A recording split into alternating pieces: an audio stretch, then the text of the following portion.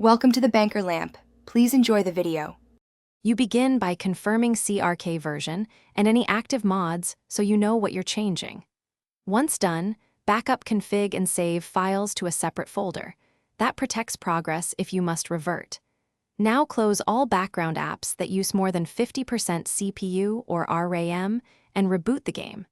Do this because crashes often come from resource contention or incompatible mods. Taking these first actions reduces variables and makes the remaining steps faster and safer. You'll next enable detailed logging and run the game for 10 to 15 minutes to capture the error. This gives you concrete clues. Then lower graphics settings, textures, shadows, draw distance, because rendering spikes commonly trigger crashes. Once you have logs, disable all mods and run a clean session. If stable, re-enable mods one at a time to find the culprit. This process isolates whether the problem is GPU, a mod, or an engine setting, so you can fix the exact cause.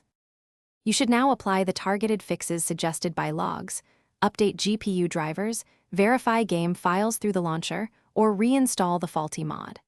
Once fixed, run a 30 to 60-minute stress test while monitoring temperatures and stability to confirm the crash is gone.